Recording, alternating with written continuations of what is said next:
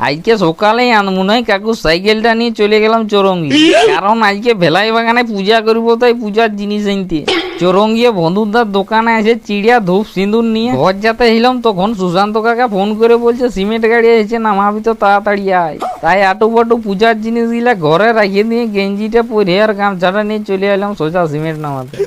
আজকেও পুরা এই গাড়িটা ভর্তি সিমেন্ট এসেছে, তাই বেশি দেরি না করে গামছাটা মুখটা বাঁধি নিয়ে নামাতে লাগে। কাঁচে তালো ফটা রোদ দিচ্ছে, আরো গাড়িটার ভিতরে তো নিঃশ্বাস লিয়েছে না, নাক ফাঁক বন্ধ হয়ে যাবে।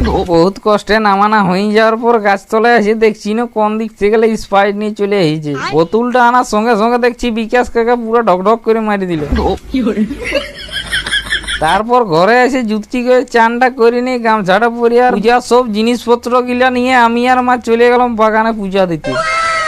বাগানে আসি নিয়ে প্রথমে ভোগাটা খাইছি নিয়ে হাঁটু কাড়া দিয়ে পূজা করতে লেগে গেল। প্রথমে ধূপটা ধরায় নিয়ে আর ভোগ গিলা সানিয়ে দিলাম, তারপর সিঁদুর তুলসাপত ভোগ দিয়ে পূজাটা সারি দিলাম। পূজা শেষ হয়ে যেতে প্রথমেই আমি গড়টা করে নিলাম, তারপর মায়ের গড় করা হয়ে যেতে সোজা ঘর চলে এলাম। ঘরে আসিনি, জামা প্যান্টটা পরিনি, সকালের মাড় ভাতটাই জল ঢালে দিয়ে পুরো ধসাড়ে মারি দিল। গায়ে নিয়ে আটু বাটু গামছাটা নিয়ে চলে এলাম বাগান, কারণ বাগানে মাচা করতে হবে, তাই খুঁটা গাড়তে হবে আজকে। তাই আমি আর উত্তম সারাদিন খুঁটা কাটছি আর গাড়ছি। সব খুঁটা গিলা গাড়া হয়ে যেতে ঘরে এসে দেখছি চিকু মাস্টার পুরো চশমা পরে রেডি হয়ে আছে, বলছে দিদি ঘর পৌঁছায় দিবে চলো। তাই আটো বাটু ড্রেসটা করে নিয়ে দাদার মোটর সাইকেলটা নিয়ে মারাকে নিয়ে চলে গেলাম পিসি ঘর। পিসি ঘরে রেখে দিয়ে নিয়ে পুরো পোখারে নিয়ে চলে এলাম ঘরে আসি নিয়ে ভিডিওটা শেষ করে দিলাম। এরকম চাংড়া ফাটা ভিডিও দেখতে হলো ফলো করো।